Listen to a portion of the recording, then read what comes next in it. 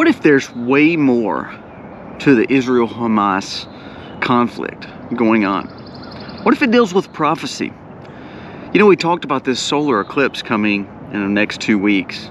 We have Easter coming, the Passover.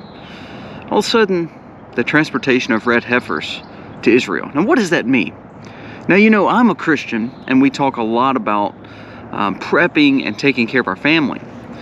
But this is a little deeper. So let's jump into today.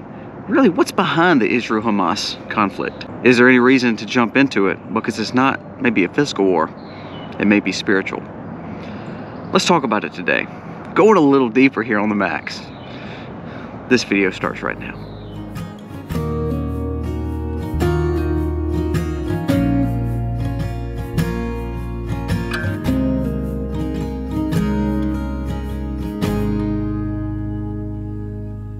Hey guys, welcome to the Max. Thank you so very much for being here today.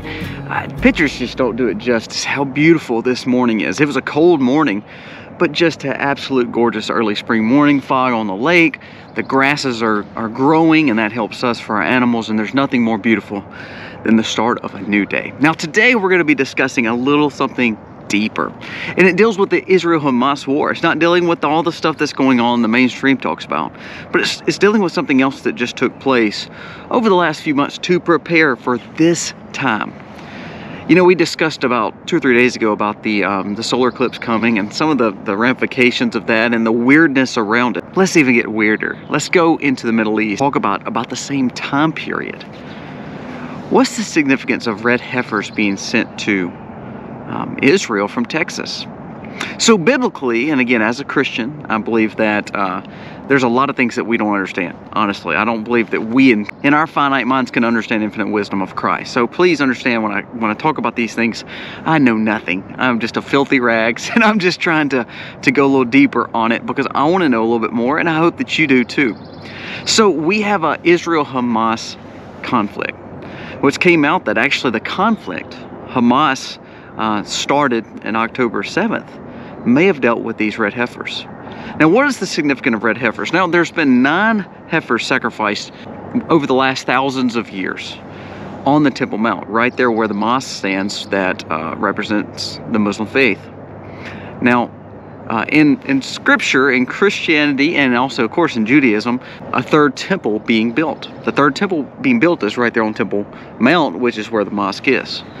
Now, this conflict was meant to disrupt all that, and now you see the fact that there has been 5 red heifers sent to Israel.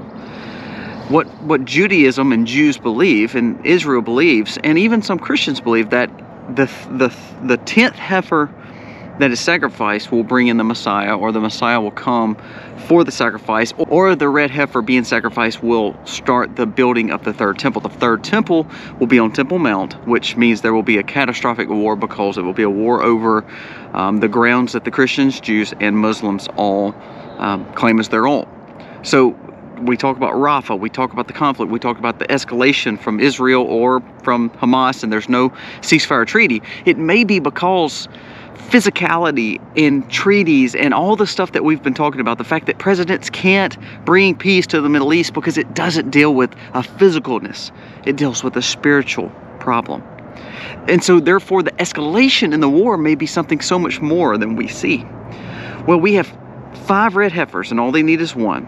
They have to be perfect, quote unquote perfect, with no white, no black hair. You have to have them of age. Well, they're of age, and they came from a Texas ranch. Now they're in Israel in an inconspicuous place, so that way they cannot be found. Hamas really wants to find these and destroy them. Why? Because they know the significance of 1 red heifer being sacrificed on the Temple Mount would bring in the fact that Israel is going to start building a temple, or the Messiah will come back in beliefs of their thought pattern as Jews in the Holy Land. Now, what does that mean? That means they would be all-out war in the Middle East. Now, the problem is we can't solve this. And do we know the fact that the red heifers bring in the Messiah or the third temple? No. Honestly, as a Christian, you know what I believe? I believe that times will get tougher, and I believe that God will send Jesus to come for his church, and we'll be raptured, and the rest of the world will start going through the tribulation. That's just what I believe. Doesn't mean it's right or wrong. I'm just telling you what I believe. But here's why I bring this up today. We talked about April 7th, April 8th, you know, the solar eclipse issue. We see now that this is going to happen around the same time in Israel. We see that there's an underlying condition of why this attack may have happened, because Hamas has kind of admitted that these heifers may be the problem and may be the reason why we are in conflict against Israel. What this means for us is within 2 to 3 weeks, there could be a lot go on. Now, do I believe Jesus is coming back? That would be awesome. But to be honest with you, when we predict his coming, I believe that when we think, because we're finite and he's infinite. However, this is what I want you to understand. No matter if it's problems here in America around April 8th, no matter if it's problems in the Middle East around April 8th, the world is getting worse. There's no healing the world that we live in right now. Unless there's a spiritual awakening, there's no healing it. There's no peace that's going to come to the Middle East, because there's not peace for all these groups of people that claim one place as their own. And you have to remember, biblically, there's never going to be peace in the Middle East. So therefore, sometimes we have to realize America can't solve the problems. Throwing money at it is not helping it either.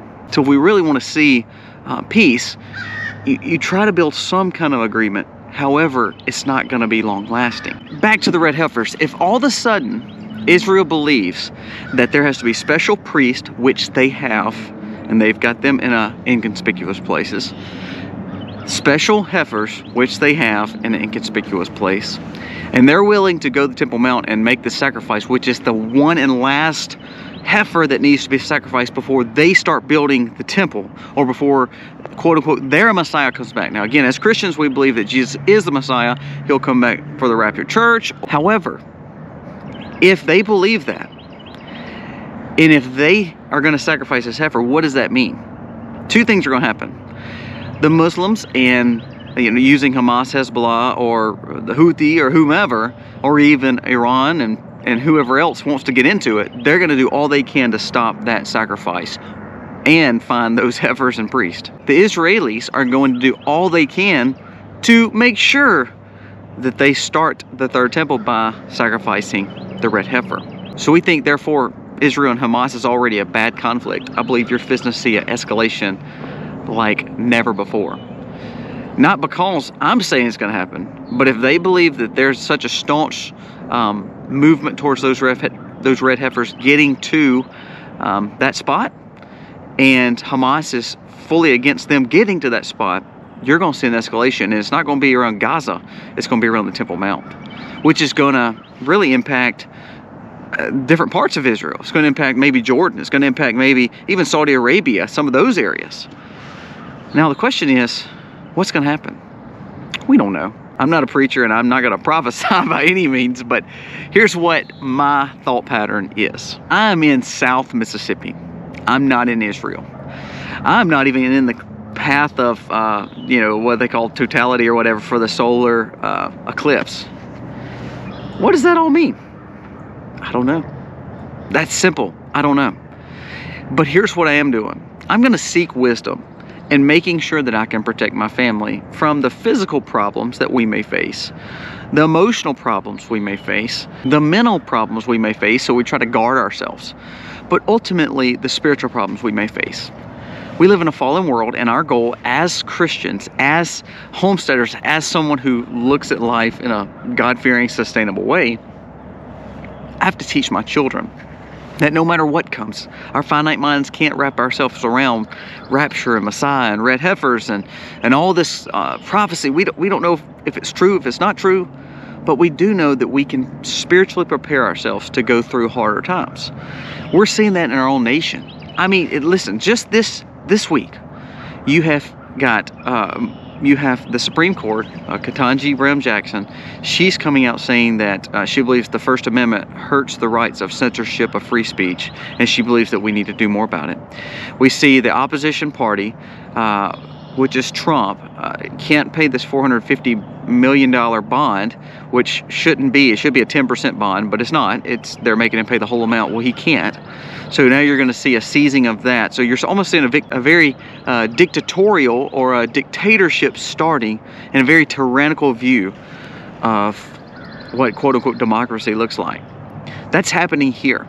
You're seeing mass migration problems in Europe. You're seeing wars and conflicts with China and Taiwan. Did you know we have Green Berets in Taiwan right now? Nobody talks about that. We have military stationed in Taiwan ready for a battle.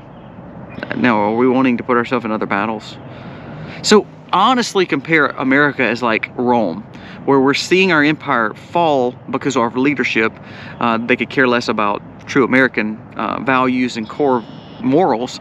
They look at for themselves and what benefits themselves. So I think you're seeing a fall of our empire. Now that's biblical too, because again, America is not in the end times. So all this stuff is happening all at once. Now, does that mean anything's going to change? No, it could absolutely just be another conflict, war, treaty. We have spiritual awakening and life changes. That would be awesome. But at the same time, we have to make sure that we're prepared just in case. Have you thought about how you prepare? Have you thought about if 2 weeks, if there's a bad problem, if there's a solar flare, if there's a hurricane, if there's a storm, if there's just a power outage? Are you ready for that? That's little stuff. What if all of a sudden there is something to this red heifer thing and all of a sudden there are massive war breaks out in the Middle East and all of a sudden we see more terror attacks across the world? Are we ready for that? Because now we're fighting a spiritual battle, something way more, way bigger than a hot war or a cold war. It may entail hot and cold war, and also it may entail cyber war. Are you ready for all that? Because then we'll start feeling the ramifications of war. Not just because we're sending military over there, maybe, but maybe we'll start feeling more cyber attacks, more solar flares, because now we are all of a sudden sending more of our aid over there. Do you see North Korea? They're getting ready for battle. Battle for what? Nobody's even talked about North Korea's army and military, like growing and trying to do more and more and more to grow their army, and they're talking about going to war. Who are they going to war against? Niger, a part in Africa, said we can't fly our drones there anymore. They want that out. Well, you know what? That's where a lot of our drones and a lot of our surveillance come from in Africa, to fly over to certain areas to get the intelligence we need.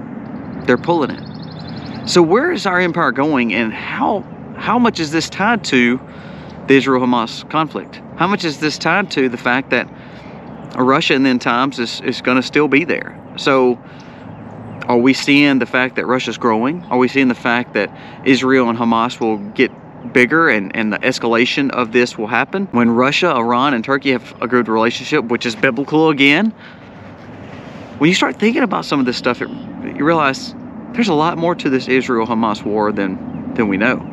You're going to say, Colby, why does this matter? Why am I watching this video? I live in, Ohio. I live in Pennsylvania. I live in Tennessee. I live in Kentucky. I live in Florida.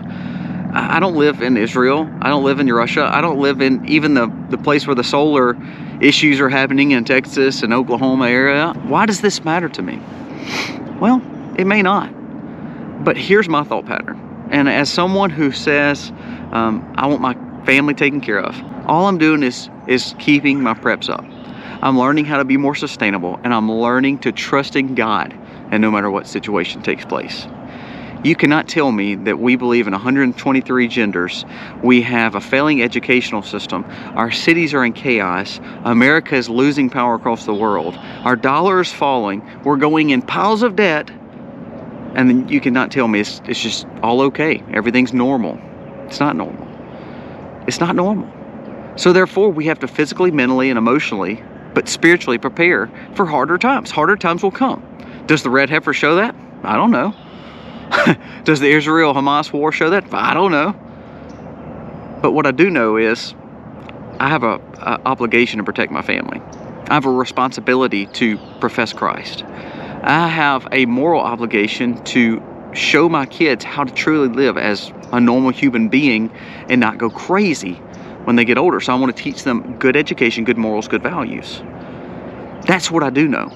Sometimes when we don't know the unknown, instead of putting our proverbial head in the sand, we need to just learn to do the things and be proactive in what we do know and what we can do. And that means saving money, being on budgets, putting up food, putting up water, and protecting our family and teaching them good moral values, good morals and good values. So I challenge you. If you only had 2 weeks to prepare, what could you do? If you only had time to prepare for the fact of a cyber attack or a solar flare or an escalation in wars which would cause for more terror here, especially in our cities, are you ready? Now, this is not fear-mongering. This is just saying, hey, we live in a harder time and at a time where a generation is going to face some hardships. Think about World War II, the Depression, World War I. Those were tough times in America and across the world. What if we're in just one of those tough times, those tough decades? Very possible. It may have nothing to do with end times. It may just have to do with the fact that we will go through tumultuous times. Either way, again, you can't help some of the things that are going on nationally and internationally, but you can help what goes on physically at your own home, mentally and spiritually and emotionally at your own home. So my thought pattern for this whole video is, we don't know what's going on, but we do know if we rely on Christ, we put our hope and faith in Him, we in our finite minds realize we can physically, mentally, and emotionally prepare for anything that comes our way, then no matter what comes, we have a better head on our shoulders to face it. So, I don't know if you learned anything about red heifers today. They are beautiful, I have to say. But I want you to prepare for whatever comes. It don't matter if it's 2 weeks, tomorrow, or 10 years from now. Start doing things that are responsible, morally obligated, and putting Christ first in your life. Guys, thank you so much for watching. God bless. Happy homesteading, y'all.